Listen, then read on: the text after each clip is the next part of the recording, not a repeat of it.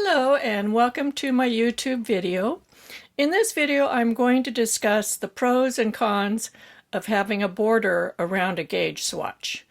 I have two examples that I'm going to use, this one and this one, and we'll go into greater discussion on both. But I first want to say that when I do a gauge swatch, I make them much larger than this. This is not my average gauge swatch, but it's a great size for making a video. So just remember, when you make a gauge swatch, for example, for a sweater, I would make it at least 6 by 6 inches. So let's talk about this. This has a seed stitch border on it, and oftentimes you see in books, magazines, educational articles, you'll see examples of gauge swatches, and they often have a border around them, either seed stitch or garter stitch. So let's talk about that. I have a little sample here of stockinette stitch, and this is 16 stitches wide, 15 rows tall. I have another example of seed stitch that is also 16 stitches wide, 15 rows. And then the third example is the garter stitch. Again, it is 16 stitches wide and 15 rows tall. The first thing you can notice is that these are pretty much the same. Seed stitch and garter stitch are interchangeable as far as stitch and row gauge for most people. But we can see that they are both, the 15 rows is shorter than the 15 rows here. So for these two swatches, we're getting more rows to the inch than we are for stockinette stitch. But we're getting the same stitch gauge. So they don't affect the stitch gauge of stockinette stitch. All three of these are the same width. So it's a matter of, for stockinette stitch, these will affect the row gauge. So with these three swatches, the stitch gauge is the same, but the row gauge is different. There is a difference. This is 15 rows. These are also 15 rows, but they are shorter. So let's add a fourth swatch to our little comparison here. Let's add this cable swatch. It is also 16 stitches wide, 15 rows tall. And you can see that it too is taller than the garter stitch or the seed stitch. In fact, it is the same height as the stockinette stitch. But it is much narrower. The 16 stitches of the cable swatch is much narrower than these three swatches. So there are more stitches to the inch in the cable swatch. So if you put the cable swatch on top of the same number of garter stitch or seed stitch, what do you think is going to happen? In order for them to mesh, this is going to stretch out to fit the seed stitch or stretch out to fit the garter stitch. What if you are using stockinette and a seed stitch or garter stitch border? What's going to happen is it's going to pull the stockinette down. It'll make it match. These are very strong fabrics, and they'll pull any other fabric to fit them. So let's see how this looks in real life. Back to our little cable sample.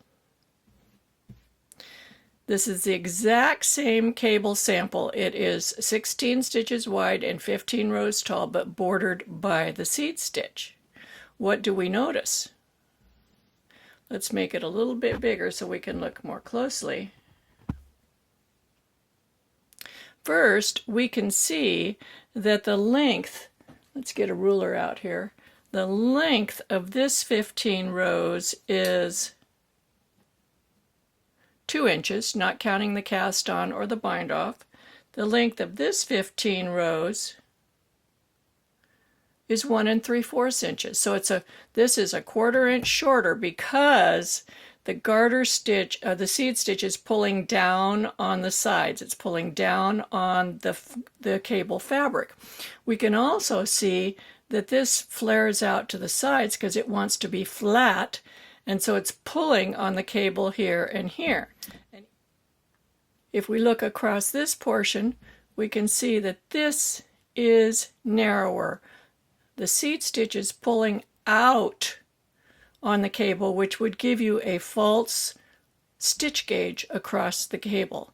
So in this instance, you would get, if you used your gauge from this swatch, you would get too many rows to the inch and too few stitches to the inch. So this would totally distort your fabric. You're much better off to knit a gauge swatch without any border around it and measure your gauge from this. Of course, this is a little mini swatch for the video.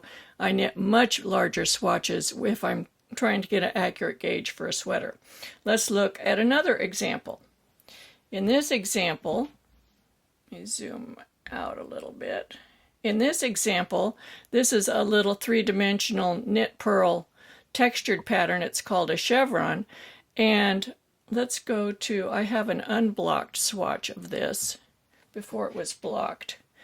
You can see this is really obvious how much this stockinette stitch fabric in the center is being distorted by the seed stitch border.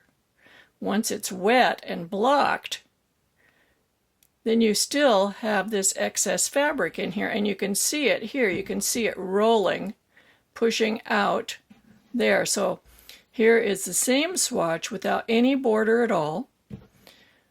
You can see it's the same width, but the length is very different from here to here. Do you see the difference in length? So if you got a stitch gauge here, it would be pretty accurate, because the seed stitch and garter stitch will give you the same stitch gauge as stockinette, and this is basically a stockinette fabric. But the seed stitch has a different row gauge, so it's going to be pulling down on your fabric, and you can see it buckles a little bit even though it's been blocked, and it shortens the fabric considerably. These were knit one after the other, same needles, same yarn, and blocked at the same time. So I hope that the takeaway from this is that when you make a gauge swatch, don't put a border on it. Just make a plain swatch with the fabric that you want to create before you measure your gauge. I have another video up here on creating a gauge swatch, and I'll put a link to it.